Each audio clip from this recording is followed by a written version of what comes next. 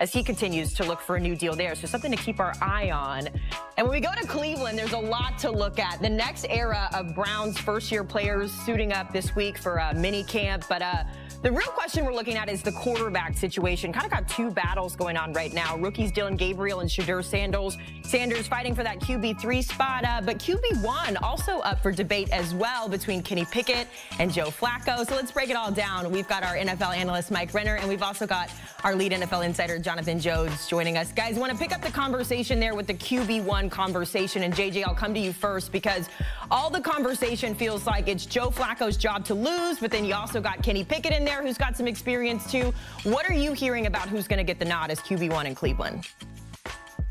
Yeah, well, certainly, first of all, this is going to have to play out over the span of training camp and joint practices and preseason games, right? Someone is going to have to win this job. I wouldn't say that Joe Flacco has to lose it. I do think that it can be a legitimate competition with Kenny Pickett. No matter what you or Mike or anyone at home may think about Kenny Pickett, his failed tenure with the Pittsburgh Steelers relative to his draft slot or what he did as a backup with the Super Bowl champion Eagles. And so, look, Joe Flacco, while he did bring the Cleveland Browns franchise back to the playoffs those 2 seasons ago, well, last year, he wasn't very good with the Colts, right? Some of that magic had certainly worn off. And so this is a team, a coaching staff, certainly a personnel group that wants to see this battle play out between these two. I do believe that Joe Flacco certainly has the leg up in competition against Kenny Pickett. If they go out the first 3 days of training camp and 2 of those days Joe Flacco is getting reps with the ones,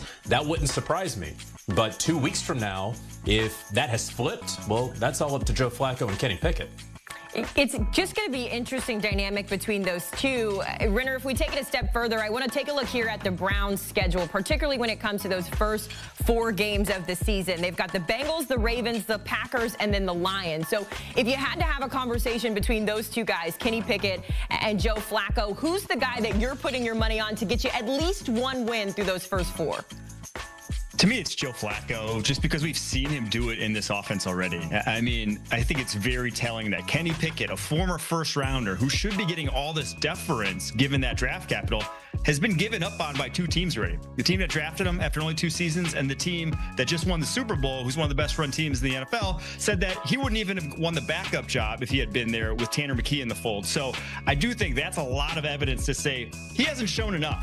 And with Joe Flacco, we've at least seen some. Kenny Pickett, 1 career 300-yard passing game. Joe Flacco had 5 the last time he was, 5 straight, the last time he was in a Cleveland Browns uniform. So for all those reasons, I just think Flacco gives you the higher ceiling. Maybe gives you a pretty low floor at this point, what we saw last year with the Colts. But I think he could also put some matches together at any given moment in a way that Kenny Pickett just can't or hasn't shown the ability to over the course of his career. Of course, that's just one battle going on in that QB room. You also have to think about the rookie battle between Dillon Gabriel and Shedeur Sanders, who's going to be the QB3. Renner, I know you're a big Dillon Gabriel guy. We've seen questions about his size, his ability to adapt to the NFL level.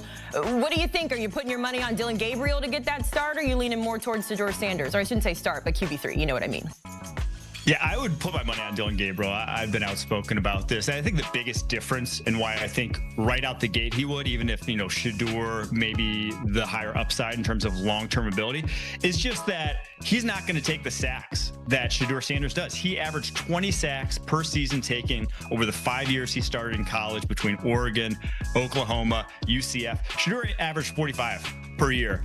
So almost over twice as many at Colorado as Gabriel did over the course of his career. And we watched what Deshaun Watson when he was on that record pace before his injury in terms of sacks taken. And the offense just was terrible. So you can't have that at the quarterback position in the NFL early on in your career. It's something we saw Caleb Williams really struggle with at USC and then translate early into his career. So I think if push comes to shove, if one of these is going to get thrown to the fire, I would probably trust Gabriel more early on. Okay, so we're leaning more Dillon Gabriel, QB3. So then JJ, when we look at that final QB roster spot, whatever it is, it kind of feels like either Dillon Gabriel or Shedeur Sanders is going to be on the practice squad. So if we're staying in the simulation here, if we're going with Mike Renner saying that's going to be Dillon Gabriel, that leaves Shedeur Sanders potentially on the practice squad.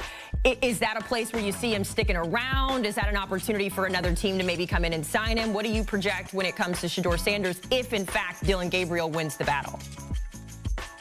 If Dillon Gabriel wins the battle against Shedeur Sanders in the battle of the rookies, I actually don't see Shedeur Sanders going to the practice squad. If Shedeur Sanders beats Dillon Gabriel, I don't see Dillon Gabriel going to the practice squad. And I also don't see the Cleveland Browns keeping 4 quarterbacks on their 53-man roster. And so now the answer is, well, who goes, Jonathan? Well, the answer to that is whoever is the loser of Joe Flacco versus Kenny Pickett, right? Andrew Berry, the general manager of the Cleveland Browns, he loathes cutting his draft picks. Certainly in the first year, certainly in the second year, even into the third and sometimes fourth year. This is a team that always holds on to its draft picks far more than average NFL teams. And so I don't see, because when you do cut a player, especially one on a rookie contract, you subject them to waivers. And so before you can put them on your practice squad, any of the other 31 teams could come pluck them off of waivers. And now you don't have a guy. Also, if and when that player does get on the practice squad, a team could always come sign that player and promise them a fully guaranteed contract and a starting job on their 53-man roster. So the Browns will not expose either rookie to those waivers and put one on the practice squad. The loser of Joe Flacco versus Kenny Pickett will try to be traded. That is my overwhelming expectation. And if the Browns cannot trade one of those players, then ultimately that player would then be cut. I don't know that a practice squad position is something that either one of those players would want. Maybe they would go be a free agent and wait for their next opportunity. But when it comes to the 2 rookies, I do not at all see the Browns placing either one of them on the practice squad, no matter how this plays out by the end of August. And as if that isn't enough of a headache to sort of sort out in season, you then also have the headache that is Deshaun Watson and trying to figure out what you're going to do with him in the future, JJ. We know that it's looking like he's going to start on the PUP, dealing with the re-injured Achilles injury there. When it comes to the future of Deshaun Watson here, feels really odd to have 5 quarterbacks on your roster here. What can we expect? We've heard the front office come out and say, like, that contract a few years ago maybe wasn't the best idea. So how do we move forward when it comes to Deshaun Watson? Yeah, not just front office, but ownership. And something that, while Jimmy Haslam may not have been saying anything improper or incorrect, you just never hear that from ownership. But he said it, and they all know that there. Yes, I can report that Deshaun Watson, he will not begin the season on injured reserve. He is going to start training camp when veterans report on the physically unable to perform list. There is no expectation of Deshaun Watson being ready to play football competitively for the Cleveland Browns at all, at least in the first half of the season.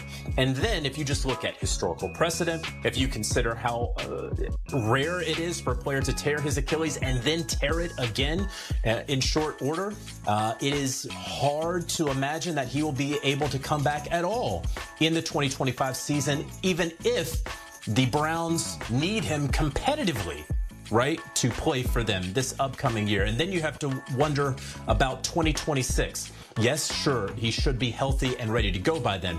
Will the Browns have extricated themselves from his contract at that point? They've